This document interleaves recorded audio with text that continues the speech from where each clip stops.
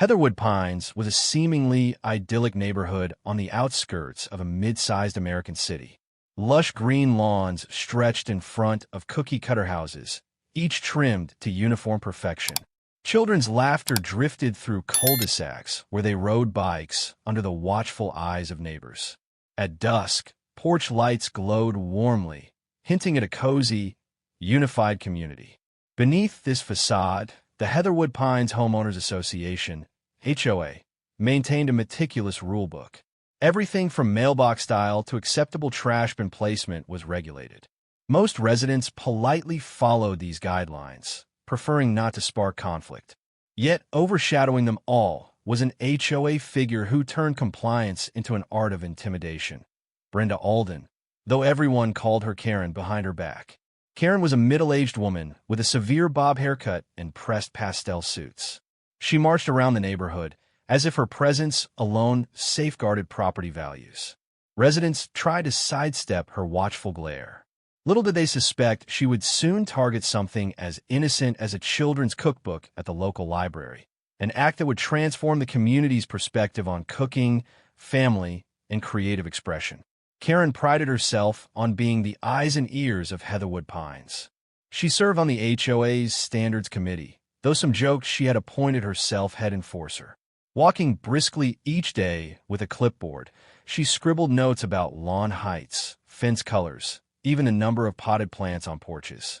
She claimed it was all for uniformity's sake. Over time, her meddling escalated. She harassed neighbors about leaving holiday decorations up a day too long, or scolded them for children's sidewalk chalk art. Some quietly grumbled but complied. Others tried lodging complaints with the board, which usually shrugged helplessly. Karen's vendettas rarely involved real violence. She preferred intimidation and official notices. But that would soon change when her obsession with neatness clashed with something as harmless as cooking projects for children. Located near the HOA's main office was Heatherwood Pines Community Library, a cozy, single-story building with a wide front lawn and a children's reading nook inside. Families found solace there, borrowing storybooks and educational materials. The children's section, bright and cheerful, hosted weekly story hours. Shelves brimmed with colorful volumes, from fairy tales to craft guides. Lately, the library introduced a small Kids Cook shelf in the children's area. Short, vibrant cookbooks encouraging young readers to try simple recipes at home. The librarians believed culinary exploration nurtured independence and creativity. Parents found these guides delightful. Karen, however, scowled upon noticing them. She believed the last thing Heatherwood needed was encouraging messy cooking fiascos, which might spawn unregulated potlucks or sloppy yard parties, tarnishing the neighborhood's tidy image. One Saturday, Karen strolled into the library, scanning the new arrivals area. She noticed the bright covers of children's cooking books, titles like My First Bake and Tiny Chefs, easy meals for little hands. Grimacing, she glimpsed pictures of kids laughing, hands dusted in flour or frosting. The thought of children messing kitchens horrified her. She considered an assault on the clean and orderly standard she championed. She approached the librarian, Ms. Penrose, scowling. "Aren't you worried these cooking guides might encourage children to cause chaos at home? Or maybe even in the community center's kitchens?" Ms. Penrose, startled, replied politely that families found these books helpful and cooking boosted life skills. Karen huffed, feeling dismissed. She left, vowing to address the matter more forcefully. Karen penned an email to the HOA board, warning that kid-oriented cookbooks encourage unsanitary cooking events or potlucks in residents' homes, potentially leading to nuisance odors or increased trash. She insisted the board should limit the promotion of child cooking projects in Heatherwood Pines. The board, perplexed, responded that local library offerings weren't the HOA's domain. They politely refused her request to ban children's cookbooks. Irritated, Karen began telling neighbors that unsupervised cooking by kids could cause property damage, grease fires, pests, or messy yards. Though most shrugged off her concerns, a handful of timid residents found her arguments plausible. Gaining minimal traction, Karen grew frustrated, suspecting the library's kids' cook shelf was fueling potential chaos. She deemed it a direct threat to her vision of a pristine neighborhood. Meanwhile, word spread among families about the fun new cookbooks. Kids checked them out, bringing them home to try simple recipes: fruit salad, no-bake cookies, mini pizzas. Social media posts showed proud parents praising how the kids learned to measure ingredients or safely chop vegetables. The local PTA suggested they might partner with the library to host a Cooking with Kids session, teaching basic skills in a supervised environment. As enthusiasm climbed, Karen saw the momentum building. She scoured the HOA rules for anything about cooking classes or potlucks. Nothing forbade them. She worried that an official cooking event for children might soon appear, complete with spilling flour and dirty dishes, as she put it. The perceived threat gnawed at her. One afternoon, Karen visited the library to check if any new kids' cookbooks had arrived. To her dismay, she found a fresh display featuring more titles, from global cuisine to fun holiday treats. She spied a group of excited kids flipping through Baking for Beginners and giggling about making chocolate cupcakes. The scene made her seethe. She considered it the last straw. These messy dishes would soon infiltrate the entire community, in her paranoid view. That evening, Karen tried rallying the board again. Our library is enabling unsupervised cooking mania. We must step in. The board repeated that library operations fell outside their control. They suggested Karen bring her concerns to the library staff. Furious at the board's apathy, she decided a more direct measure might be needed, one that would dissuade kids from using those cookbooks. A sinister notion formed. The library typically stayed open until 7 p.m. on weekdays. Karen discovered a gap in staff coverage around closing time, when Ms. Penrose often handled desk duties alone. Karen surmised that if she lingered near the children's section until the last patrons left, she could act undetected. She rationalized that by destroying the prime children's cookbook, she'd reduce the impetus for messy cooking experiments. She found the plan extreme, but convinced herself it was for the greater good. Distorting reality, she believed sabotaging a single book, or maybe more, was a small price to pay to keep Heatherwood safe from culinary chaos. Her heart pounded at the thought, a mix of adrenaline and misguided righteousness.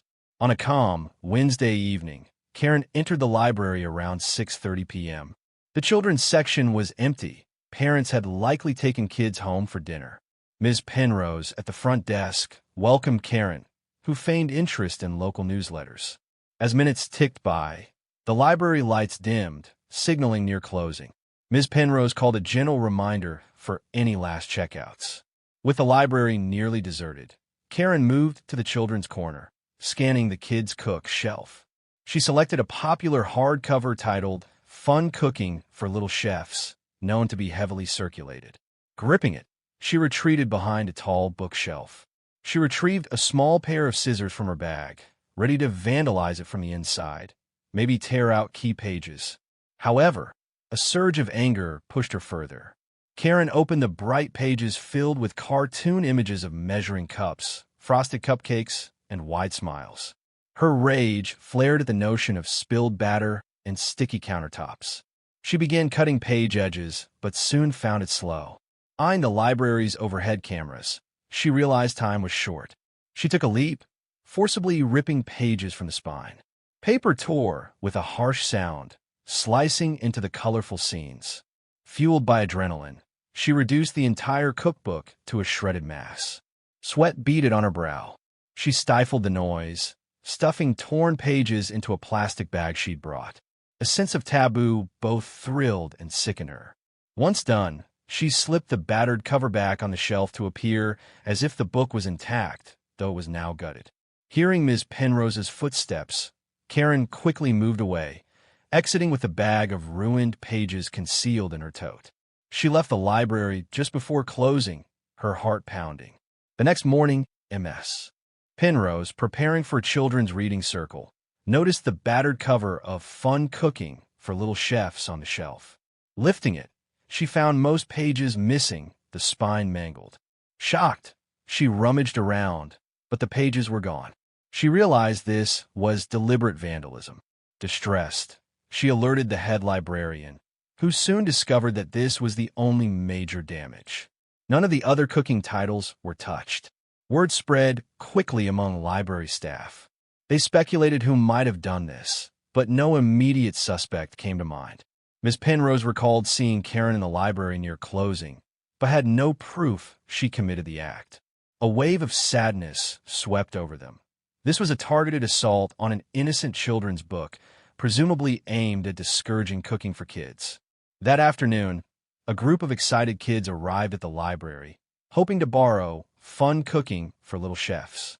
Ms. Penrose gently broke the news that the book was destroyed, likely beyond repair. The children were distraught, asking who would do such a thing. They had planned to try new pancake or cookie recipes. Parents comforted them, outraged at the sabotage. Some kids had tears in their eyes, while parents vented frustration. Ms. Penrose apologized, offering other cookbooks, though none were quite as friendly or well-illustrated. Word reached local families who'd grown fond of the library's cooking shelf. The sense of betrayal burned. Why target a resource meant to inspire children's creativity? A flurry of emails hit the HOA's inbox from parents lamenting the vandalism, tying it to Karen's known disdain for child cooking projects. Although the library was city-funded, the close-knit neighborhood saw the sabotage as a reflection of bigger tensions. Some pointed out Karen's earlier rants about messy dishes. The board realized that while no direct evidence implicated her, suspicion was high. They felt pressure to respond. At an emergency board meeting, members debated how to handle allegations against Karen.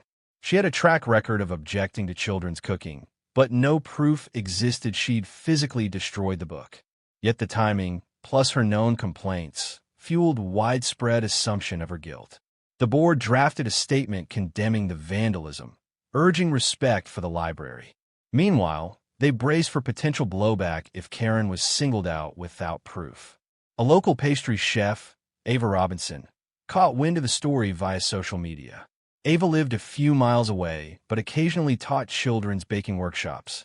Outraged by the sabotage, she reached out to Ms. Penrose, offering to donate multiple new children's cookbooks from her publisher connections.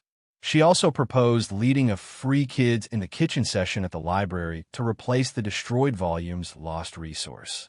Ms. Penrose was elated, seeing a chance to turn negativity into positivity. The library scheduled a special event with Ava, advertising that the new cookbooks would be unveiled and kids could learn a simple no-bake recipe. Families excitedly RSVP'd. The meltdown over the shredded book, ironically, was spawning an even bigger cooking celebration. The next HOA newsletter included a notice: Chef Ava Robinson to host Kids in the Kitchen at the community library. All families welcome. Cookbook donations courtesy of Ms. Robinson. Come see how cooking can be fun for everyone. Karen read the notice with mounting dread.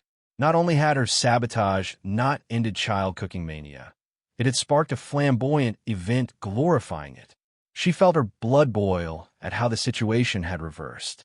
She fired off an angry email to the board, complaining that this library event might lead to children practicing cooking at home, creating unsanitary conditions. The board, exasperated, politely told her to let families enjoy the workshop. Some board members quietly suspected Karen was the vandal, fueling their refusal to heed her demands. Karen realized the meltdown she'd triggered was unstoppable, intensifying her resentment. Though the library had no direct surveillance in the children's section, it had basic security logs showing who was present near closing time. Ms. Penrose discovered that Karen had indeed been there in the final minutes. While not conclusive, the circumstantial evidence was strong. A staff member had glimpsed Karen around the children's shelf earlier. Ms. Penrose reported these findings to local authorities. The police took a statement, but admitted the case was weak without direct footage. Rumors buzzed in Heatherwood Pines. Karen definitely did it. She was the last one in the library. Karen, for her part, denied wrongdoing. She feigned offense at the accusation, citing lack of proof. Some neighbors withheld judgment, but most believed Karen was behind the act. The tension soared. overshadowed by the upcoming cooking workshop that threatened to highlight how sabotage ironically fueled more interest. Families, outraged by the destruction of a beloved children's book, rallied. They crocheted small bookmarks with cooking-themed designs, planning to gift them to kids at the event. Others formed a Facebook group, Heatherwood Cooks, where they shared easy family recipes. The library staff was amazed at how a single act of vandalism galvanized the community. The Kids Cook shelf expanded, with parents donating gently used cookbooks. The collective defiance of the sabotage extended beyond cooking.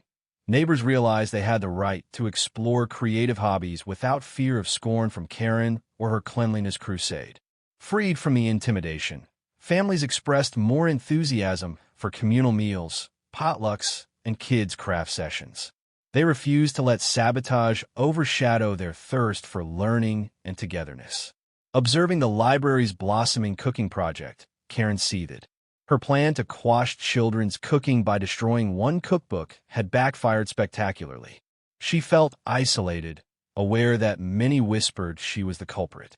She tried complaining that food-based events might violate certain HOA guidelines, but the board brushed her off, referencing the library's independence from HOA policies. Furious, she retreated further into her fortress-like home, only venturing out to gather more evidence of potential mess-making. In her mind, the entire community had turned on her.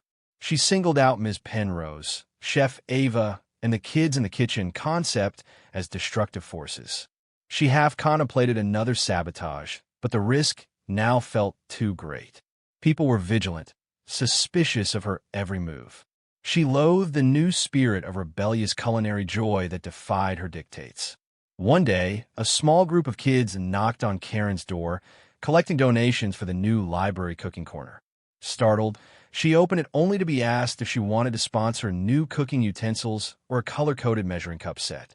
Flustered, she barked that she was not interested, slamming the door. The kids scampered away, confused but undeterred.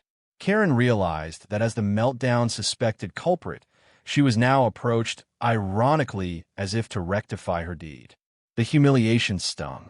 She typed an angry post on the neighborhood forum, calling the library's cooking focus a breeding ground for cross-contamination, but moderators swiftly removed her screed for negativity. No matter her attempts, she found no traction to quell the cooking craze. More donations flowed in, more excitement grew for the upcoming workshop. As the day for Chef Ava's workshop neared, Ms. Penrose and her staff rearranged furniture in the children's section, setting up small tables for the cooking demonstration. They borrowed a mobile sink and a portable stovetop from a local rec center. Volunteers gathered aprons and kid-safe utensils. A sign read, "Kids in the kitchen, let's learn and have fun."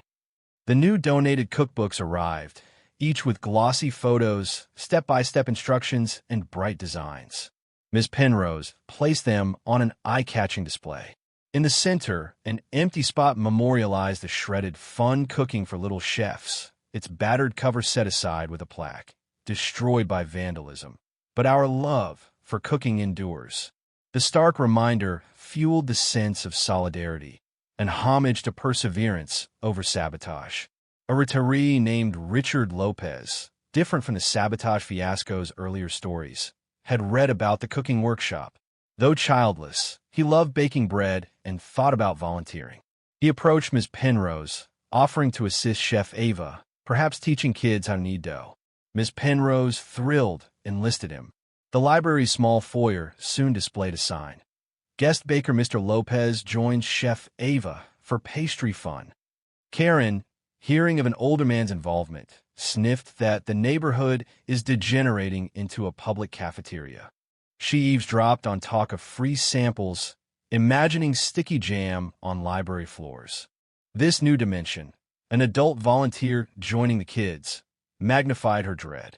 She rummaged her notes for any bylaw about unapproved cooking in communal spaces, but the library, while physically near the HOA offices, wasn't under direct HOA control. Stymied, she seethed helplessly. Finally, the kids in the kitchen workshop dawned. Families streamed into the library, kids sporting aprons with names embroidered, or tie-dyed from previous craft events. Chef Ava, wearing a bright pink chef's coat, welcomed them. Ms. Penrose beamed with pride. A row of brand-new children's cookbooks lined a table, each ready to be signed out.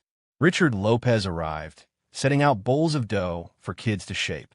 The air buzzed with excitement. The sabotage seemed a distant memory overshadowed by the joyful hustle. Parents snapped photos, kids squealed over toppings from mini pizzas or fruit tarts. Some older neighbors, intrigued, watched from the sidelines. The library had never seen such an enthusiastic turnout for a children's program. Though fuming, Karen felt compelled to witness the event. Cloaked in a beige jacket and hat, she slipped into a corner near the library's reference desk, observing the cooking session from afar. Her heart sank, seeing so many neighbors smiling, untroubled by what she perceived as potential culinary chaos. Instead of flour-strewn floors, the volunteers maintained tidy surfaces. The kids giggled, mixing batters in small bowls, proudly cleaning up after themselves. As she spied on them, Karen's attempt to spot a meltdown fell flat. Chef Ava circulated with grace, calmly guiding each child. Parents hovered, encouraging neatness. The sense of camaraderie was tangible. Karen's illusions of messy havoc were shattered by the scene of well-managed, joyous learning. She felt a pang of envy and bitterness. After an hour of guided cooking, the kids produced small, adorable treats, fruit parfaits, mini cupcakes with minimal icing mishaps, and kneaded dough shaped into dinner rolls. Applause rang out as Chef Ava praised each child's creation. Ms. Penrose offered everyone the new cookbooks free to check out. The children's corner buzzed with delight, no sign of catastrophic mess or complaints. Karen watched from behind a bookshelf, seeing the line of children excitedly flipping through the donated titles, bright eyes sparkling with newfound confidence. Her sabotage of one cookbook had ironically multiplied them. She retreated, unsettled, leaving the library before the final group photo. Ms. Penrose noticed her fleeting form, suspicion flickering that the alleged vandal had witnessed the triumphant workshop. Neighbors left the library praising Ms. Penrose, Chef Ava, and each other. Social media lit up with pictures of kids beaming beside their homemade treats. People commended how an act of vandalism spurred a bigger, more empowering response. The library staff, exhausted but happy, tidied up. By all accounts, it was a resounding success, forging fresh interest in culinary exploration among families. Chef Ava promised to return for a follow-up session next month, possibly featuring more advanced recipes. Donations poured in to fund ingredients. The fiasco that started with a shredded book had blossomed into robust cooking programs. A swirl of positivity enveloped Heatherwood Pines, overshadowing the overshadowing negativity of Karen's sabotage. She, ironically, had inadvertently championed the cause she despised. Thomas Caldwell, the HOA president, recognized how well the library event had gone. He and the board, though not directly sponsoring it, saw the positive community impact. They released a statement praising Chef Ava's workshop, encouraging constructive family activities in Heatherwood Pines.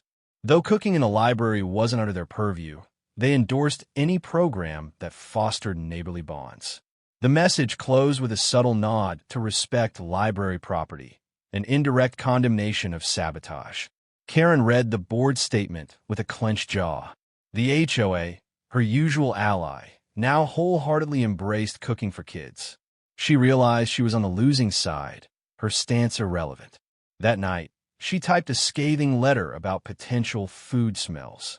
The board politely dismissed it, stating there were no complaints about odors or waste from the workshop. Her influence had cratered.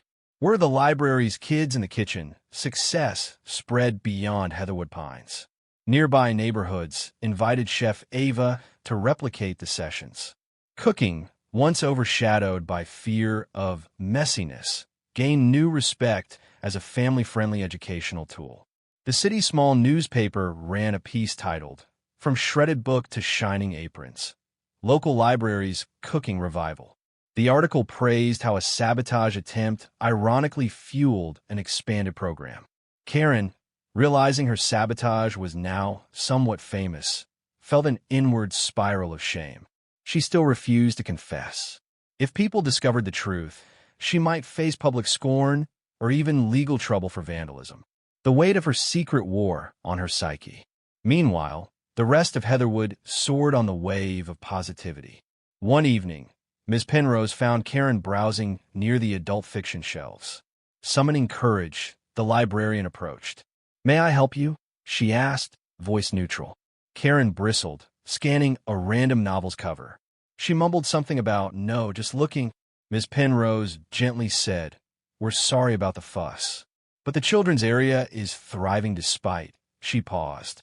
Karen cut her off. "Don't accuse me," she snapped, though Ms. Penrose hadn't. "I never said you destroyed that book," the librarian replied softly, "but if you know anything, it's never too late to come forward. Kids deserve their resources." Karen glared, jaw tight, then turned away. Ms. Penrose sighed, seeing conflict and perhaps guilt flicker across Karen's face. The fleeting encounter left the librarian more convinced than ever that Karen was behind the sabotage. As the library's cooking revolution expanded, Karen found her previous alliances within the HOA crumbling. Residents who once accepted her petty citations now avoided or openly defied her. They saw her as behind the sabotage, or at least vehemently anti-cooking. Her name became a cautionary byword. Don't pull a Karen, meaning don't sabotage or destroy someone's property. Feeling excluded and scorned, Karen sank deeper into bitterness. She recognized the entire fiasco had sown irreparable mistrust. Occasionally, she considered a genuine apology, but each time, pride and fear of repercussions held her back. She busied herself with small, less visible acts of meddling, though none carried the same destructive impetus as the shredded cookbook. A month later, Chef Ava returned for a follow-up session focusing on savory dishes, easy soups, sandwiches, and a fruit smoothie. The library couldn't accommodate the bigger crowd now interested, so the rec center lent a large multipurpose room. Kids arrived in record numbers, plus some parents who wanted tips for healthy, budget-friendly meals. Ms. Penrose officiated from the sidelines, thrilled at how the library's role in bridging families and cooking had grown. Karen, hearing about this second workshop, was apoplectic. The library-cum-rec center collaboration signaled unstoppable momentum. She lingered near the rec center's entrance that day, half hoping to find code violations. But the session was well-organized with protective mats, neat disposal bins, and no commotion. Again, her illusions of chaos were dashed by the workshop's meticulous planning. Kids who attended these sessions discovered a newfound sense of responsibility and creativity. Parents noticed how excited they were to help plan meals or prepare lunches. A surge of mini potlucks sprouted in the neighborhood, each carefully managed by proud families.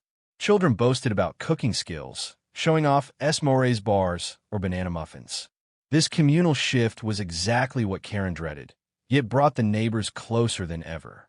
Teachers at the local elementary school saw improvements too. Some students wrote short essays about cooking at home, highlighting how fun it was to measure ingredients or knead dough. They credited the library's events for sparking interest. The entire cycle of sabotage had ironically ignited a love for culinary arts, forging deeper ties among families. As the potlucks and micro-cooking gatherings spread, new friendships formed. Older residents taught classic recipes. Younger families introduced modern healthy twists. This synergy bridged generations, overshadowing old fears that cooking would be messy or disruptive. The library staff joined in, hosting a recipe swap Sunday once a month. All these activities blossomed from the destroyed cookbook's ashes. Karen observed from her lonely vantage point. She saw a neighbor once hammered by her citations, now hosting a pastry party. Another neighbor, who used to shy away from events, now joined cooking swaps. The neighborhood exuded a vibrancy that made Karen feel alien, excluded. The meltdown had built an unspoken alliance, united in culinary adventures.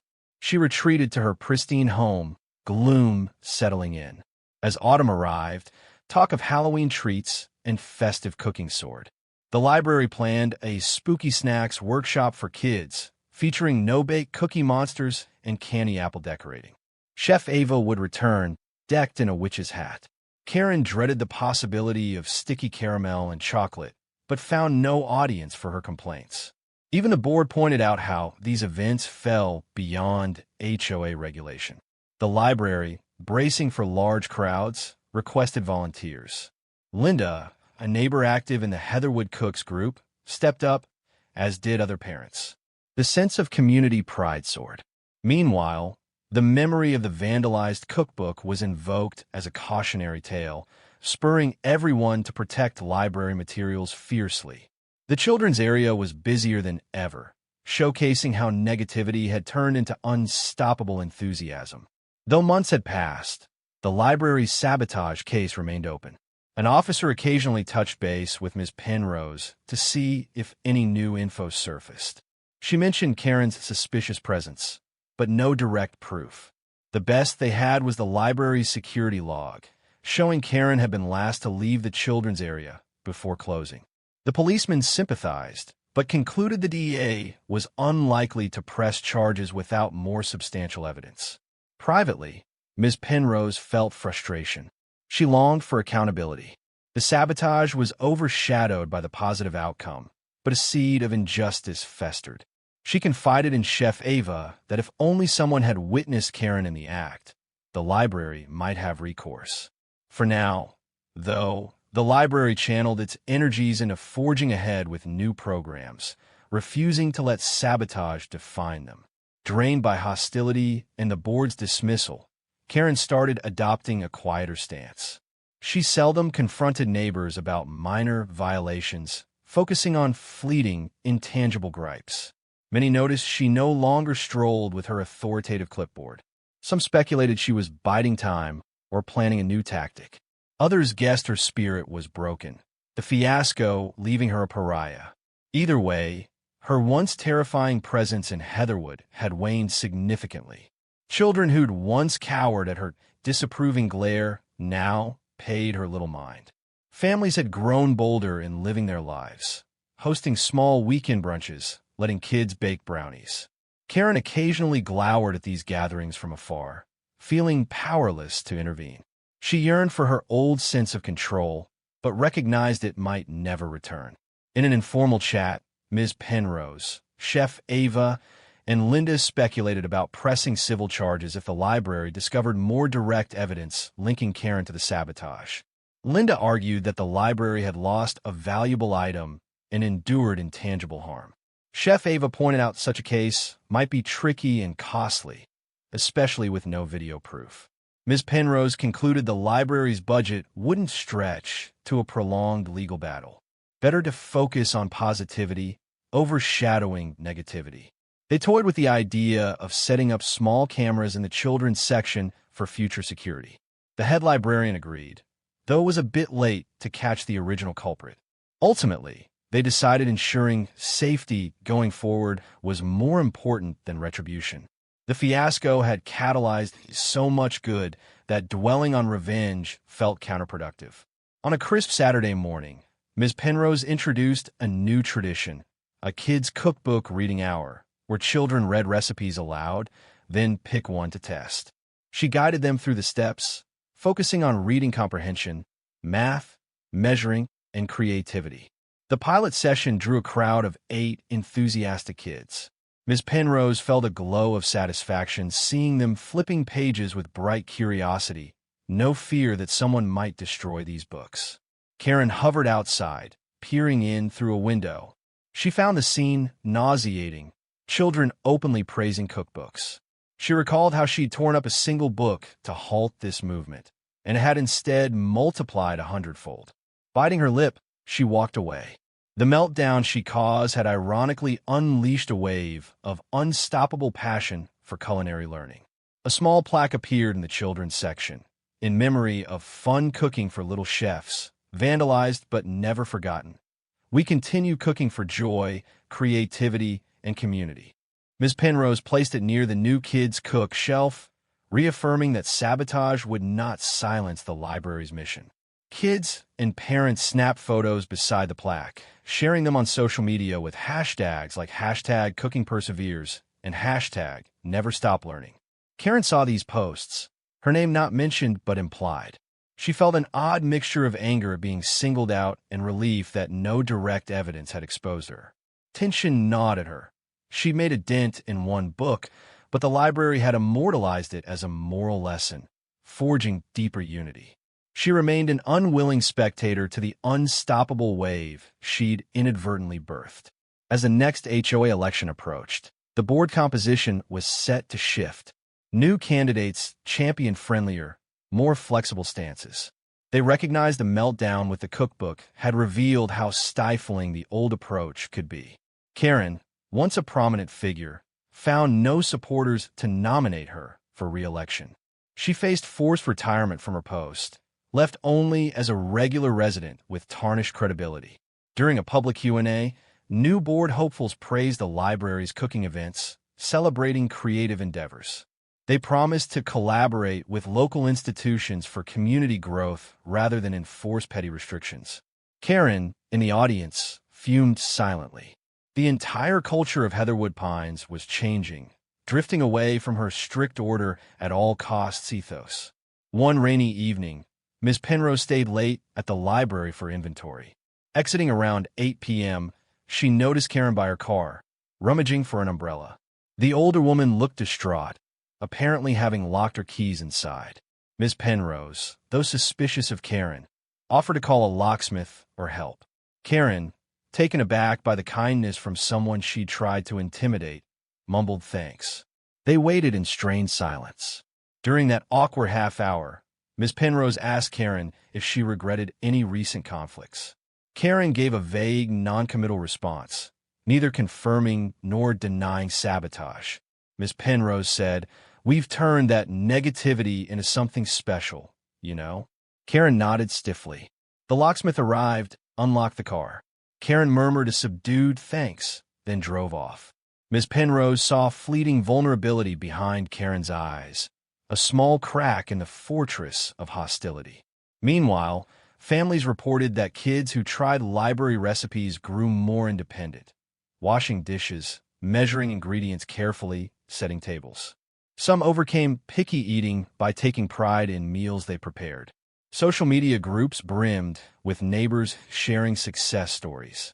A sense of empowerment grew. If sabotage can't stop us, we can do anything. That spirit extended to other library projects, book clubs, craft nights, teen coding sessions. Heatherwood Pines felt newly alive, a place of unstoppable communal energy. Karen's old reign of intimidation was replaced by collaboration. The meltdown had ironically overshadowed fear. Freed from worrying about petty citations, residents embraced various creative pursuits. Home crocheting clubs, backyard gardening meets, and of course cooking circles thrived. The meltdown's silver lining was a more vibrant, connected neighborhood. Chef Ava's workshops became a regular fixture every 2 months. She orchestrated themed classes, winter warmers, spring picnic delights, summer barbecue basics. Each drew crowds of kids and curious parents. The library's cooking shelf expanded further, with sponsors providing new titles monthly. Ms. Penrose joked that the children's cookbook section was now the largest in the county. Families from adjacent neighborhoods visited, impressed by Heatherwood's sudden culinary blossoming. Karen, glimpsing an online photo of 100 kids and parents smiling with Chef Ava at the library, realized how thoroughly her sabotage had backfired. She recalled that single moment of shredding pages, how it once felt like a triumphant act. Now, ironically, it spurred a cooking revolution she couldn't contain. A chance meeting at the grocery store, Ms. Penrose, carrying a basket of fresh produce, spotted Karen scanning the baking aisle. Over the weeks, Ms. Penrose had grown bolder. She gently but firmly confronted Karen. "You've never admitted it, but if you were behind that sabotage, you see now how we turned it into something good. Don't you regret the harm it caused children, even if your intention was different?" Karen clenched her jaw, lowered her gaze. After a tense pause, she mumbled, "I never meant to. I just didn't want to mess." Then she hurried off. Miss Penrose sighed, reading that half-confession as close to an admission as she might get. She returned to the library, reflecting that sometimes an incomplete, awkward confession might be the best a person can give. The HOA election results came in. Progressive candidates swept the board, promising less trivial policing, more neighborly cooperation. They championed the library's synergy with the community, endorsing creative pursuits. The new board's first official act was to adopt a Families First resolution, applauding child-centered activities and reaffirming that no resident could hamper or intimidate them. Karen's voice was absent from the new leadership. In a small corner of the monthly meeting, Karen sat in the last row, overshadowed. She realized her days of dictating neighborhood aesthetics were over. The meltdown's outcome was clear. An unstoppable wave of acceptance and family friendliness had replaced her brand of strict order. She left quietly once the resolution passed, swallowed by the hum of celebratory chatter. The library-led cooking movement evolved into a broader creative families initiative, incorporating crafts, music, and small entrepreneurial projects for kids. Families started cooperative learning pods, rotating homes for different activities. Cooking remained central, but other skills blossomed. Ms. Penrose received a local community service award for harnessing adversity into empowerment. Chef Ava's next session promised to teach kids a signature dish to present at the town fair. This synergy breathed new life into Heatherwood Pines. A culture of fear or petty compliance gave way to a sense of belonging. The meltdown, once overshadowed by anger, was recast as a milestone that triggered transformation. People marveled at how a single act of vandalism had, ironically, improved the neighborhood. Meanwhile, Karen, the meltdown's orchestrator, receded to near irrelevance. To commemorate the library's success, Ms. Penrose planned a cookbook gala, inviting families to share a dish from any library recipe. The event, set for an early spring afternoon, would fill the library's main hall with potluck tables. Children took pride in leading the cooking, referencing the new donated books. The battered cover of the destroyed Fun Cooking for Little Chefs was placed in a small display as a symbol of resilience.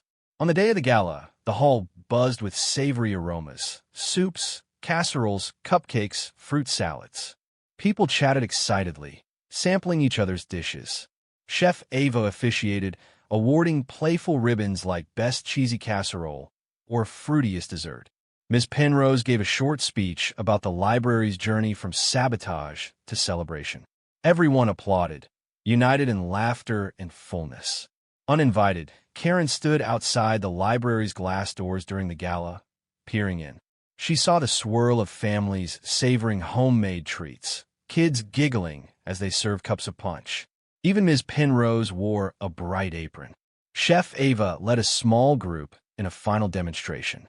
The entire scene radiated warmth, acceptance, and communal triumph over adversity. Karen hovered uncertainly. Part of her wanted to slip in, see if the library's hostility might have softened. Another part remembered she was the prime suspect behind the destroyed cookbook. She suspected she'd receive only cold shoulders. With a surge of regret, she turned away, heading down the street.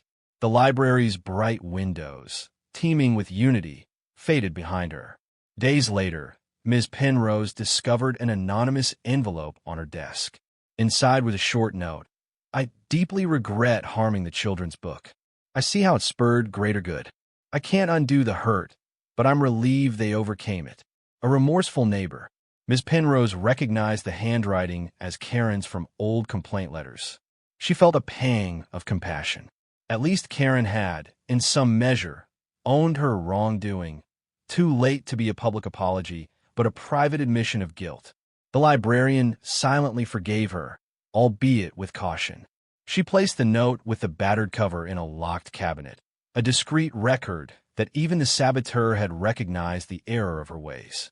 The meltdown story was complete: sabotage, downfall, redemption via communal solidarity. Ms. Penrose whispered a small prayer of gratitude that no real harm came from the act, only stronger bonds and unstoppable culinary joy. In the final months, Heatherwood Pines thrived under new leadership, championing events that brought neighbors together. The library remained a hub of creativity. The Kids Cook shelf ever expanding. The infamous sabotage just a footnote in a much larger narrative of resilience. Families baked, shared recipes, laughed at old superstitions about messy dishes. Even the most conservative residents admitted kids cooking had not caused the community to collapse. Instead, it had blossomed with greater warmth and unity. Karen lived on, quietly, overshadowed by her past mistake. No further sabotage occurred. She seemed content to linger in the background, letting the unstoppable wave of acceptance continue. And so, ironically, from shredded pages of a single children's cookbook, an entire neighborhood discovered the joy of cooking, collaboration, and the power of uniting against intolerance, transforming themselves into a place where kindness and creativity won the day.